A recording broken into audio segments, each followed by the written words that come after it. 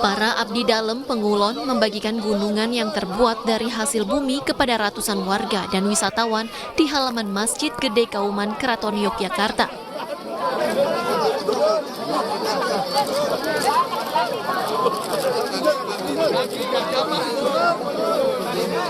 Pada tradisi rebutan gunungan tahun ini, warga dilarang mengambil langsung gunungan. Namun larangan ini tidak menyurutkan antusiasme warga dan wisatawan untuk mengikuti tradisi Grebeg Syawal.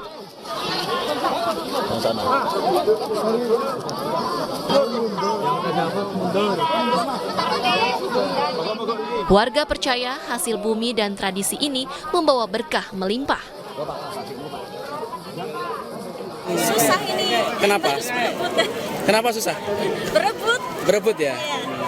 Terus ini baru pertama kali? Baru pertama kali. Kaget, senang juga. Terus langsung cepet-cepetan juga sih. Tapi ini pengalaman yang bagus, keren. Baru pertama kali ini? Iya. Kayak gini mana dapat? Terdapat 5 gunungan yang dibagikan berisi hasil bumi seperti kacang panjang, cabai, dan ketan. Grebeg Syawal ini telah menjadi tradisi sejak ratusan tahun silam. Dari Yogyakarta, Heru Trijoko, iNews melaporkan.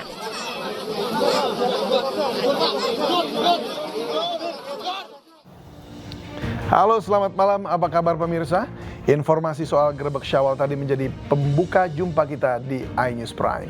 Pemirsa, mudik lebaran tahun 2024 ini diwarnai kecelakaan maut di kilometer 58 dan hari ini juga terjadi kecelakaan bus PU Rosalia Indah di kilometer 370 plus 200 jalur A tol Batang Semarang, Jawa Tengah. Apakah kecelakaan tersebut murni human error atau kendala mesin atau hal yang lainnya? Kami akan membahasnya. Saya David Silahoy, inilah iNews Prime selengkapnya.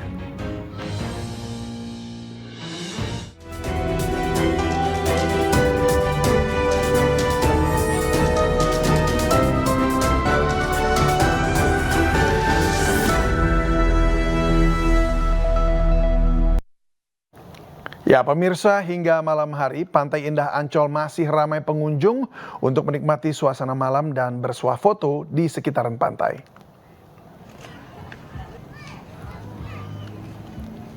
Tak hanya itu, pengunjung juga disuguhkan perahu wisata untuk berkeliling Pantai Indah Ancol. Pihak Taman Impian Jaya Ancol memprediksi lonjakan pengunjung akan mencapai hingga 800.000 wisatawan yang datang ke lokasi ini untuk menikmati libur lebaran Idul Fitri 1445 Hijriah.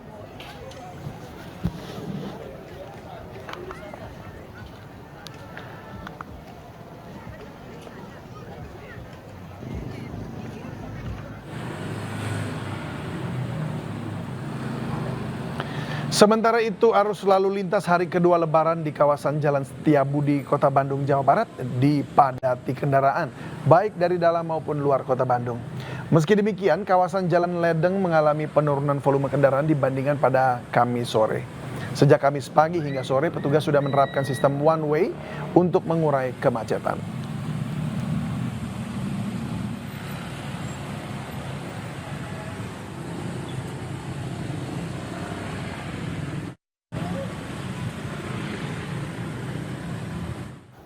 Ya, lalu bagaimana suasana terkini libur lebaran kali ini? Kami sudah terhubung dengan rekan kami Rian Rahman yang berada di Pantai Ancol, Jakarta.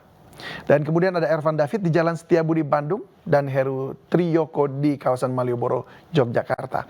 Kita ke Rian terlebih dahulu di Jakarta. Rian, bagaimana situasi Pantai Ancol? Apakah masih ramai dengan para pengunjung yang liburan?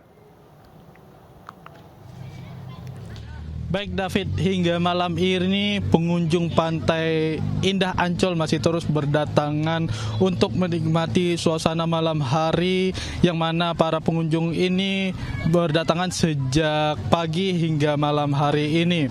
Adapun masyarakat pada malam hari ini untuk menikmati beberapa wahana yang ada di sekitar Pantai Indah ini, yakni wahana perahu wisata dan juga bersuah foto di dermaga Pantai Indah Ancol ini. Selain itu juga pada malam hari ini tercatat sebanyak 88.000 pengunjung yang datang di kawasan Pantai Indah Ancol ini, yang mana pengunjung ini tercatat sejak pagi hingga malam hari ini, yang mana angka ini mengalami peningkatan 2 kali lipat dibandingkan pada hari kemarin. Selain itu juga diprediksi masyarakat akan mengalami lonjakan pengunjung pada periode 10 April hingga 21 April 2024 sebanyak 800.000 pengunjung. Selain itu juga masyarakat diminta agar apabila berwisata di kawasan Pantai Indah Ancol ini untuk membawa sampah yang mana tertinggal di tempat wisata Taman Indah Ancol ini, yang mana tepat di sekeliling kami masih terjadi ataupun banyaknya sampah tertinggal oleh para pengunjung. Untuk mengetahui lebih lanjut yang ada di Bandung, kami telah terhubung dengan rekan Ervan. Baik, rekan Ervan, bisa dilaporkan suasana ataupun kondisi di Bandung.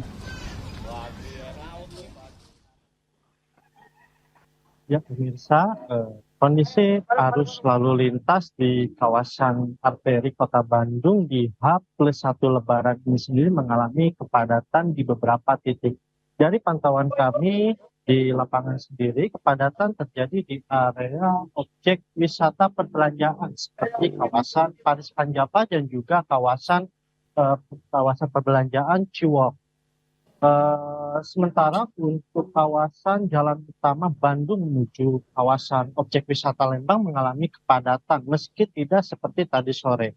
Dan dari data yang kami dapatkan dari petugas kepolisian sudah menerapkan sistem buka tutup sebanyak 7 kali di kawasan objek wisata Lembang dari Bandung menuju Lembang. Dan sementara untuk kendaraan yang masuk ke kawasan Lembang ini sendiri ada 23.000 kendaraan lebih, serta didominasi oleh kendaraan minibus dari berbagai wilayah yang ada di Jawa Barat sendiri. Dominasi kendaraan ini sendiri masih didominasi oleh kendaraan dalam Kota Bandung. Meski demikian, sekali kendaraan kawasan Jabodetabek juga ikut meramaikan arus wisata menuju objek wisata Lembang.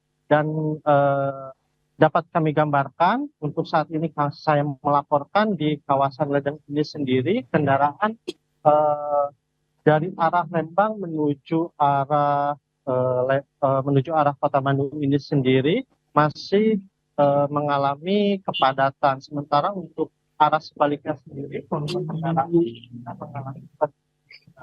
Dan diprediksi arus wisata ini sendiri akan terjadi pada hari Sabtu dan esok, mengingat libur Lebaran ini sendiri masih bersisa beberapa hari lagi. Demikian yang dapat kami sampaikan di persimpangan Ledeng, Kota Bandung. Ada rekan saya, Heru Trijoko di Jogja. Silahkan dengan laporan Anda, Heru. Terima kasih rekan Ervan David di Bandung. Baik pemirsa, saya sampaikan bahwasanya saat ini saya berada di pos Tetek Malioboro Yogyakarta, di mana di masa libur panjang Lebaran untuk kali ini, malam ini, kawasan Malioboro Yogyakarta mulai diserbu oleh ribuan wisatawan yang datang dari berbagai daerah, tidak hanya di Yogyakarta dan sekitarnya, namun juga ada yang dari Jakarta, Bandung, Semarang, Surabaya, dan juga bahkan luar Jawa.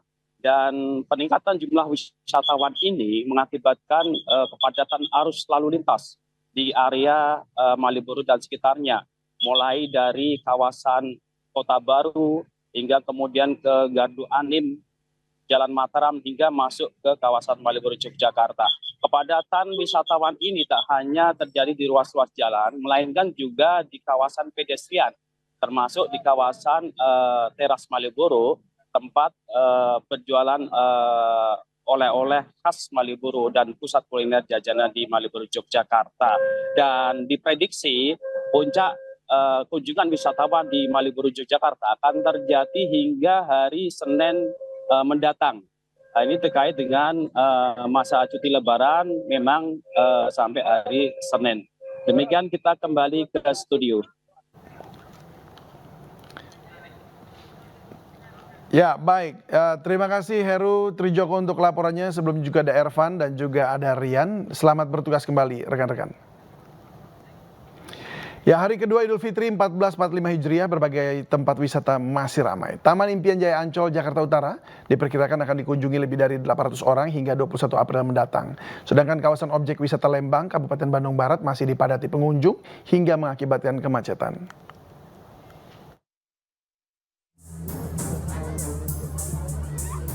Satu hari pasca Hari Raya Idul Fitri, Taman Impian Jaya Ancol nampak ramai pengunjung. Diprediksi jumlah kunjungan akan mencapai 800.000 pengunjung di periode libur Lebaran hingga 21 April nanti. Untuk meramaikan momen libur Lebaran, pengelola Taman Impian Jaya Ancol akan menyelenggarakan berbagai rangkaian acara, mulai dari live musik yang menampilkan berbagai musisi ibu kota hingga sejumlah atraksi. Pihak pengelola juga menyediakan fasilitas berupa posko kesehatan hingga bus shuttle untuk antisipasi kepadatan pengunjung. Kita memang kalau di Ancol ini memang liburannya memang asik ya, enak. Emang dari dulu kita memang selalu di sini. Biarpun Sabtu Minggu kita selalu di sini. Apalagi kan di Lebaran kedua di sini memang sangat enak. Liburannya memang seru. Tadi untuk aksesnya sendiri masuk ke sini ada ribet nggak? Oh, kita melalui busnya sih nggak terlalu ribet, nggak ada ribet. Memang transportasinya memang cepat, bagus lah. Sementara itu di Kabupaten Bandung Barat, antrean kendaraan yang akan menuju kawasan wisata Lembang sudah terlihat Kamis pagi. Untuk mengantisipasi kepadatan kendaraan, Satlantas Polres Cimahi telah menempatkan anggotanya di titik-titik kemacetan serta menyiapkan skema rekayasa lalu lintas one way. Diperkirakan kemacetan akan terus terjadi hingga berakhirnya libur Lebaran pada 15 April mendatang. Tim Liputan iNews melaporkan. 7 orang tewas dalam kecelakaan tunggal bus di jalur A Tol Batang Semarang, Jawa Tengah. Informasinya akan kami hadirkan usai jeda berikut ini. Tetaplah bersama kami di iNews Prime.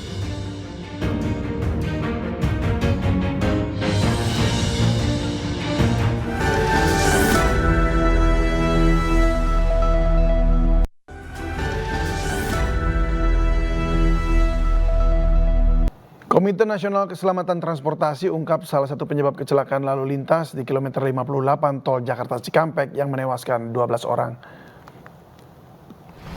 Salah satu penyebab kecelakaan lalu lintas yang menewaskan 12 penumpang di kilometer 58 Jakarta Cikampek adalah pengemudi atau sopir kendaraan bekerja melebihi batas waktu. Sopir kendaraan bekerja melebihi waktu yang telah ditentukan sehingga membuat pengemudi kekurangan waktu istirahat. Ketua KNKT imbau untuk para pengemudi agar berkonsentrasi dalam mengemudikan kendaraan.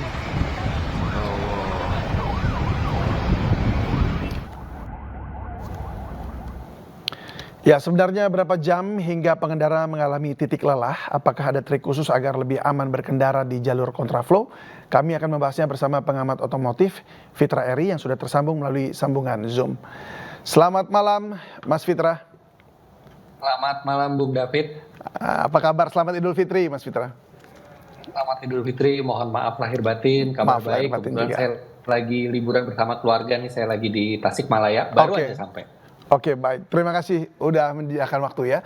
Mas, kalau bicara soal yang kilometer 58, tadi juga disampaikan oleh KNKT bahwa itu kurang waktu istirahat.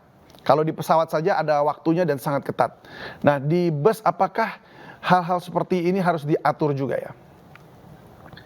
Jadi memang yang namanya mengantuk itu bukan datangnya itu mendadak, yang tiba-tiba kita lagi konsentrasi, tiba-tiba ngantuk dan hilang. Itu ngantuk itu kita sudah bisa merasakan sebenarnya. Jadi memang butuh kesadaran dari driver bahwa mengantuk itu adalah hal yang manusiawi. Ketika sudah merasakan tanda-tanda mengantuk, jangan dipaksakan. Walaupun dengan minum kopi, walaupun mungkin dengan merokok. Karena pada saat kita merasa mengantuk itu adalah alarm dari body kita, dari badan kita bahwa badan kita butuh istirahat. Nah, memang untuk mencegah dari ngantuk itu adalah sebisa mungkin kita upayakan kita berangkat mudik atau kita berkendara di jam biologis kita memang kita terbangun. Jangan kita biasanya itu tidur gitu ya, misalnya di jam itu kemudian kita berangkat. Misalnya kita biasa bangun jam 7 pagi, 6 pagi, 7 pagi, kita paksakan jam 3 pagi kita berangkat, itu pasti tubuh kita akan lebih cepat lelah karena kita kekurangan istirahat. Dan pada saat kita berjalan pun, tapi walaupun kita berada di jam biologis kita, ada hal-hal lain yang bisa membuat kita mengantuk. Misalnya jalan yang cenderung bisa membosankan buat kita, monoton begitu saja. Kemudian lempeng aja gitu ada ya. suara. Iya, makanya kalau kita lihat di 58 itu kan terjadi di kontraflow, di mana tidak ada jalur kanan, tidak ada jalur kiri, hanya satu lajur itu saja gitu kan. Ketika keadaannya itu rileks, itu secara alamiah akan membuat driver itu lebih gampang mengantuk. Kemudian bus Rosalia tadi kita lihat juga itu malah di jalanan yang sepi ketika dia keluar jalur. Nah, ketika kita sudah merasa mengantuk atau mata itu berat, itu tandanya biasanya kita memejamkan mata lebih sering dibanding biasanya. Kemudian kita menguap, nah itu ada baiknya kita berhenti di rest area. Kadang hanya berhenti, hanya memejamkan mata 15 menit sampai setengah jam, itu sudah cukup untuk memulihkan sebagian energi kita. Oke, baik. Kalau itu beristirahat di rest area ya. Tapi apakah dengan misalnya lagi di tengah-tengah jalan, memang apalagi kontraflow kan jalur untuk masuk rest area saja berbeda. Apakah dengan ngobrol atau mungkin nyalain musik itu masih bisa mampu untuk menolong kita? Musik hanya membantu sebentar ya pada saat kita mendengarkan musik. Tapi dari beberapa penelitian, orang itu mendengarkan musik biasanya 3 menit, 4 menit dia sudah terbiasa dengan musik itu, dan musik itu tidak lagi menjadi stimulus untuk dia segar kembali gitu ya. Sebenarnya cara yang paling baik adalah beristirahat. Tapi bagaimana misalnya kita di tengah kontraflow atau kita di jalan yang memang rest areanya masih jauh gitu ya. Sebaiknya kemudian kita kurangi kecepatan, karena di tol itu boleh sampai 60 km per jam batas kecepatan minimalnya. Kemudian kalau misalnya kita ada penumpang, ajaklah ngobrol, obrolan ringan yang mungkin bisa membawa senyum, bisa membawa tawa. Itu akan membuat kita lebih tahan terhadap lebih segar gitu. Kalau kita bisa lihat, ya kalau anggap kita ronda di rumah kita, kalau kita sendiri dan ada teman ngobrol, itu pasti akan lebih tahan ngantuk. Lebih awas ya. Cubit-cubit telinga gitu masih oke. Kenapa? Cubit-cubit telinga dijewer-jewer gitu supaya agak. Sebaiknya jangan melibatkan fisik kalau ke pengemudi gitu ya. Baik, cukup dengan Mas obrolan Fitra, ringan. Kalau di kontraflow, ini kan kasus kemarin tuh ya, kilometer 58. Lalu keadaan mobil dikatakan ada kerusakan. Nah, sebagai pengemudi, apa langkah pertama dan langkah kedua yang harus kita lakukan untuk menghindari tabrakan beruntun seperti kemarin? Kalau terjadi kerusakan, sebagai driver yang baik kita harus bisa mengidentifikasi kerusakannya itu darurat atau tidak. Darurat itu yang mengharuskan kita segera berhenti. Kalau misalnya tidak, maka kita tidak perlu berhenti. Kita hanya perlu mengawasi keadaan mobil sampai nanti ada tempat berhenti untuk kita mengawasi lebih baik lagi atau memeriksa lebih baik lagi.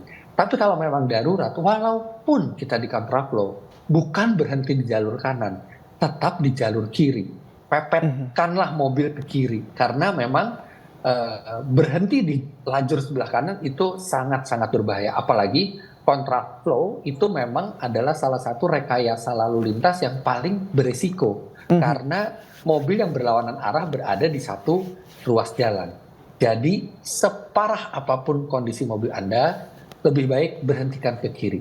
Kalau misalnya sampai itu menghambat lalu lintas di belakang Anda, toh mobil belakang Anda yang bisa ke kanan sedikit untuk menghindari mobil Anda atau sampai menunggu petugas. Tapi jangan sekali-kali menyeberang arus dari yang berlawanan, karena itu sangat tidak terprediksi, dan ketika terjadi tabrakan itu biasanya fatal, karena adu kambing itu artinya tabrakan dengan kecepatan yang ditambahkan antara mobil yang menabrak dan ditabrak itu ditambahkan kecepatannya sehingga efeknya menjadi sangat parah.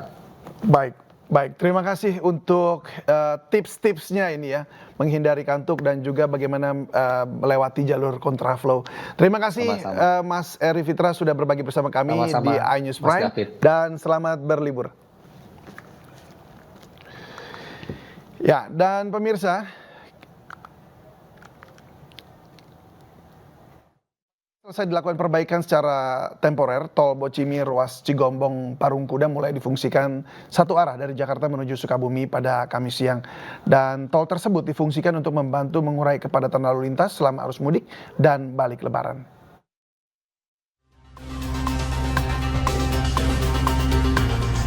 Pasca penanganan darurat dan pembersihan lokasi longsor di kilometer 64 ruas Cigombong Parung Kuda, jalan tol Bocimi mulai difungsikan untuk dilalui kendaraan akan menuju Sukabumi dan sekitarnya.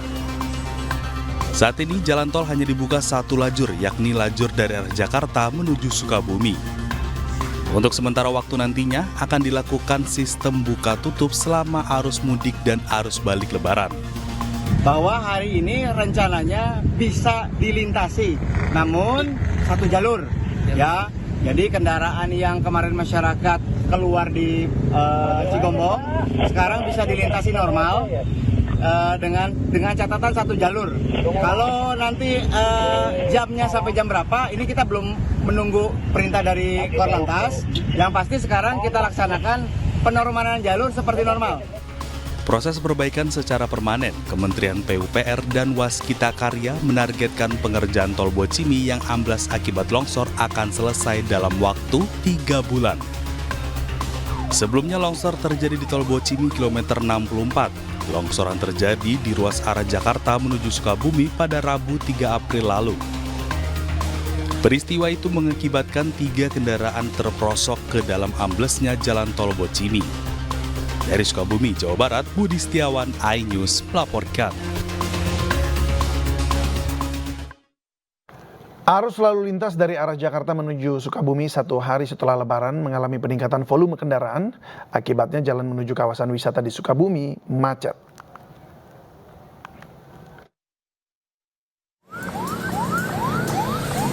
Antrian kendaraan sudah tampak terlihat di pintu keluar tol Parung Kuda, Kabupaten Sukabumi, Jawa Barat. Kepadatan kendaraan yang didominasi kendaraan pribadi ini terjadi sejak Kamis pagi. Hal ini karena meningkatnya volume kendaraan dari arah Jakarta menuju ke sejumlah titik wisata yang ada di Sukabumi, seperti Pelabuhan Ratu dan Situ Gunung. Selain karena meningkatnya volume kendaraan, kemacetan ini juga disebabkan banyaknya persimpangan sehingga menghambat arus lalu lintas. Untuk mengurai kemacetan, kepolisian telah menyiapkan sejumlah rekayasa lalu lintas. Ada berapa titik macet Pak di sana tadi? Di Cigombong macet, pasar Curug macet, di alternatif terus mau ke sini macet. Berarti terjebak berapa jam Pak? Waduh, sekitar 5 jam ya. Nanti yang kita tutup dari arah Sukabumi Kota, dari arah timur menuju barat, kita tutup sementara waktu 15 menit sampai 20 menit. Kita tarik semua dari arah timur menuju ke barat, dari barat menuju ke timur, maaf. Peningkatan volume kendaraan yang menuju ke Sukabumi ini akan terus terjadi hingga musim libur Lebaran berlangsung. Dari Sukabumi, Jawa Barat, Budi Setiawan, iNews melaporkan. Libur Lebaran hari kedua, sejumlah penumpang masih memadati stasiun Pasar Senen. Informasi yang akan kami hadirkan usai jeda berikut ini.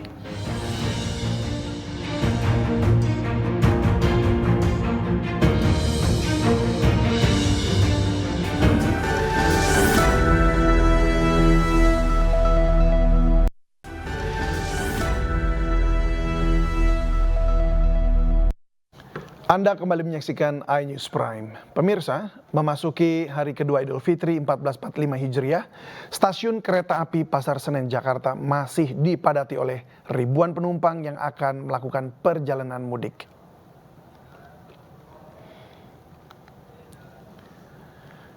Dari data PT KAI Daop 1 Jakarta, tercatat tiket yang terjual untuk perjalanan di hari kedua Lebaran adalah sebanyak 24.460 tiket kereta api jarak jauh dengan tujuan wilayah di Jawa Barat, Jawa Tengah hingga Jawa Timur.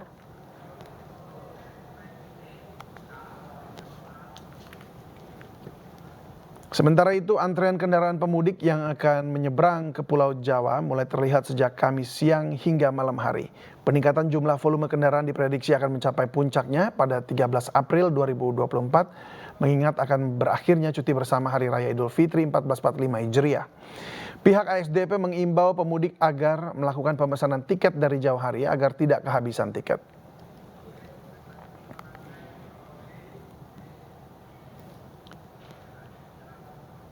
Ya, di kawasan Cikaledong Nagrek, Kabupaten Bandung, Jawa Barat pada Kamis malam antrian kendaraan masih terlihat mengular dari arah barat hingga timur. Sebelumnya pada sore hari kawasan Nagrek sempat lancar usai petugas melaksanakan rekayasa arus satu jalur selama 1 jam.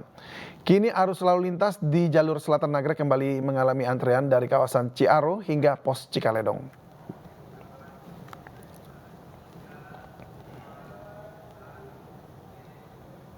Lalu bagaimana pantauan arus mudik pada malam ini? Ada rekan kami Stephen Patinama yang berada di stasiun Pasar Senen, Salam Rahmat yang berada di Pelabuhan Bakahuni, dan Yuan Pangestu yang berada di jalur Nagrek. Kita akan ke Stephen Patinama di stasiun Pasar Senen. Stephen, apakah terjadi lonjakan penumpang pada malam hari ini? Ya baik, selamat malam David dan juga pemirsa. Untuk lonjakan penumpang ataupun pemudik pada hari kedua Lebaran ini justru angkanya terlihat mengalami penurunan jika dibandingkan pada arus mudik di hari-hari sebelumnya. Namun pemudik yang berangkat di hari kedua Idul Fitri ini memang masih tergolong cukup tinggi, yaitu berada di angka 24.460 penumpang ataupun pemudik gitu yang berangkat pada hari ini dengan menggunakan 34 keberangkatan kereta api jarak jauh begitu. Jumlah ini terbilang masih cukup tinggi mengingat Hari Raya Idul Fitri telah jatuh pada tanggal 10 ataupun hari kemarin. Namun di hari kedua ini masih tidak menyurutkan niat para warga masyarakat yang berada di sekitaran Jakarta untuk tetap melakukan perjalanan mudiknya di hari ini. Untuk hari ini selain di stasiun Senen juga tercatat sekitar 17.247 pemudik atau penumpang begitu yang juga berangkat melalui stasiun kereta api Gambir dengan jumlah pemberangkatan yaitu dengan 75 keberangkatan kereta api jarak jauh. Untuk sementara untuk arus balik sendiri PT KAI memprediksikan arus balik di stasiun kereta api Pasar Senen dan juga Gambir akan terjadi pada hari Sabtu, Minggu dan Senin esok, di mana perharinya diprediksi akan terdapat 44.000 lebih pemudik akan kembali ke Jakarta setelah melakukan perjalanan mudik ataupun berhari raya di kampung halamannya begitu. Sedangkan untuk laporan bagaimana situasi terkini di Pelabuhan Bakahuni sendiri, saat ini sudah ada rekan saya Salam Rahmat di Pelabuhan Bakahuni yang akan melaporkan terkait kondisi dan suasana yang ada di sana. Silakan Salam dengan laporannya. Ya, terima kasih Stephen atas laporan Anda. Sementara untuk situasi terkini arus lalu lintas di kawasan Pelabuhan Bakahuni Lampung ini sudah mulai terlihat tren peningkatan jumlah volume kendaraan yang akan menuju ke Pelabuhan Merak, Banten dalam situasi arus balik Lebaran 2024. Kalau kita bandingkan antara hari ini dan juga hari kemarin dan juga pada pagi tadi, tentunya ini memang belum terlihat adanya peningkatan jumlah volume kendaraan kalau dibandingkan dengan pagi hari tadi, di mana hari ini merupakan titik dari awal peningkatan jumlah volume kendaraan pada malam hari ini, dan nantinya puncaknya akan terjadi pada tanggal 14 dan juga 15 April mendatang.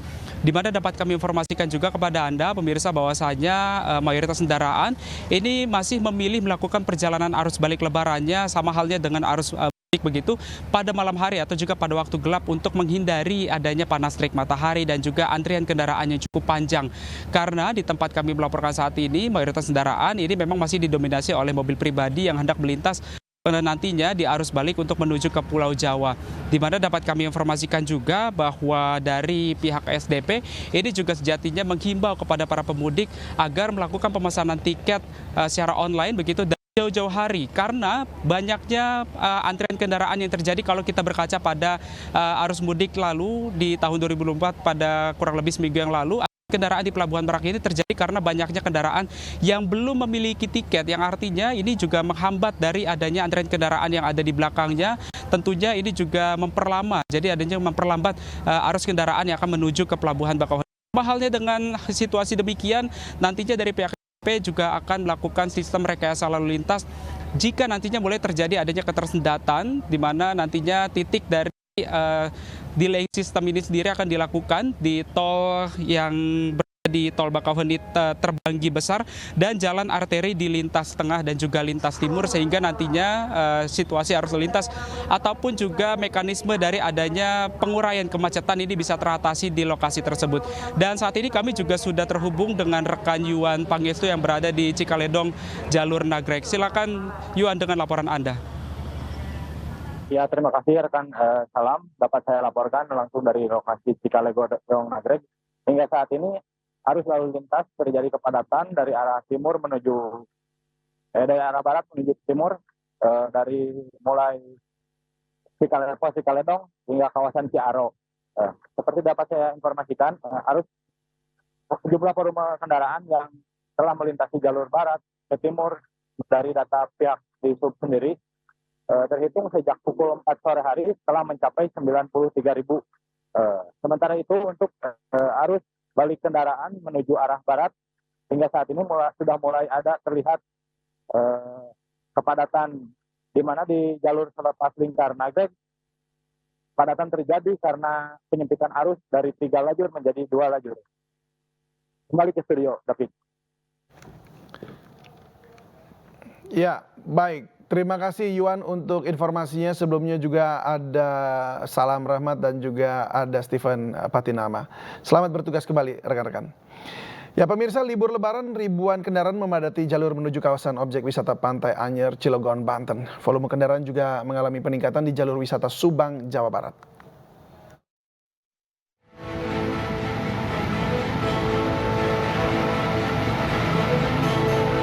Ribuan kendaraan baik roda 2 maupun roda 4 memadati lajur menuju kawasan objek wisata Pantai Anyer dan Carita di Provinsi Banten pada Kamis siang. Kemacetan ini terjadi sejak pagi hari. Petugas berupaya merekayasa lajur agar tidak mengalami kemacetan parah. Selain jalan raya yang dipenuhi kendaraan wisatawan, objek pantai yang jadi tujuan wisatawan juga dipenuhi turis lokal dari wilayah Jabodetabek. Kalau untuk hari ini dibandingkan dengan tahun kemarin itu mengalami banyak sekali penurunan. Artinya belum terlalu ramai begitu deh? Belum. Alasannya apa kira-kira itu? Ya kemungkinan masih ada yang silaturahmi ke keluarganya, bisa jadi itu alasannya. Diprediksi sejumlah wisatawan akan melonjak tajam pada hari Jumat.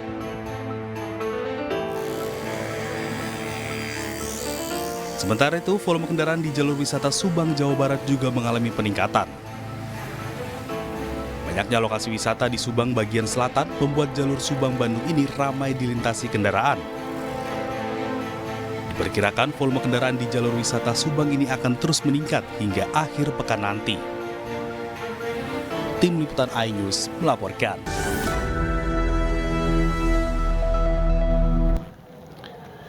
Sekjen PDI Perjuangan Hasto Kristianto menegaskan rencana pertemuan Megawati Soekarnoputri dengan Prabowo Subianto masih menunggu momen yang tepat.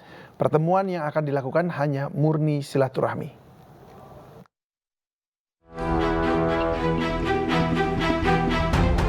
Sekjen PDI Perjuangan Hasto Kristianto menegaskan rencana pertemuan Megawati Soekarnoputri dengan Prabowo Subianto masih menunggu momen yang tepat. Menurut Hasto, secara pribadi tidak ada masalah antara Ketua Umum PDIP dan Ketua Umum Gerindra tersebut. Hasto menegaskan kedatangan Rosan pada open house di rumah Megawati murni silaturahmi kepada Megawati, bukan rencana rekonsiliasi. Ya, pertemuan kan sebenarnya Mbak Puan dalam kapasitas sebagai Ketua DPR RI yang memang menjalin komunikasi dengan seluruh tokoh-tokoh nasional termasuk pimpinan partai politik. Tapi dalam rangka pertemuan dengan Pak Prabowo, saya berulang kali menegaskan sesuai dengan arahan Ibu bahwa tidak ada memang persoalan pribadi antara Ibu Mega dan Pak Prabowo. Namun pertemuan itu tentu nantinya akan dilakukan pada momentum yang tepat, mengingat saat ini kami masih sedang berproses di Mahkamah Konstitusi dan ada juga upaya yang dilakukan di dalam memperjuangkan keadilan. Sehari sebelumnya, Megawati menggelar open house pada hari pertama Lebaran di rumahnya di Jalan Tengku Umar, Jakarta Pusat. Salah satu yang hadir adalah Ketua Tim Kampanye Nasional Prabowo Gibran, Rosan Suslani. Pertemuan tersebut akhirnya menimbulkan banyak spekulasi, salah satunya rencana rekonsiliasi antara Prabowo dan Megawati. Dari Jakarta, Tim Liputan iNews melaporkan.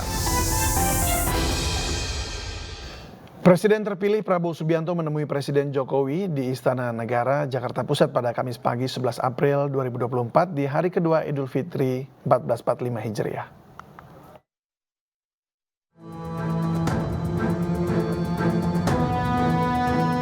Menteri Pertahanan sekaligus Presiden terpilih 2024 Prabowo Subianto datang ke Istana Negara di hari kedua Idul Fitri hari ini.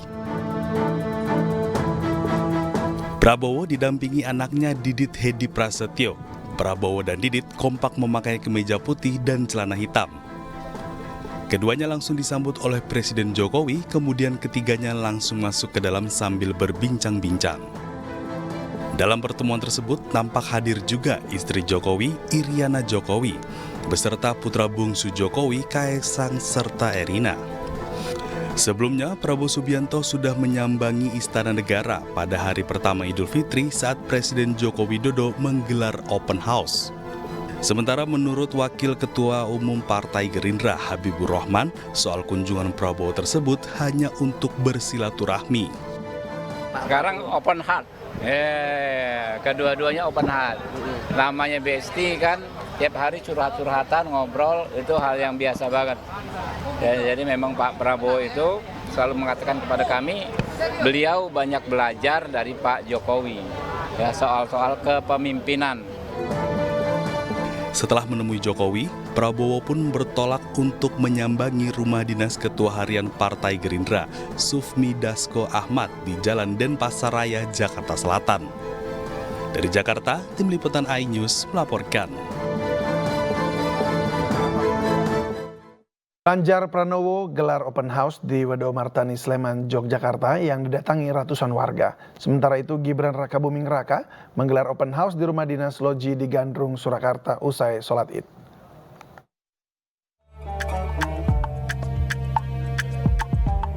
Inilah momen Siti Atikoh, istri Ganjar Pranowo, membagikan THR dan mainan kepada anak-anak yang datang bersilaturahmi ke rumahnya.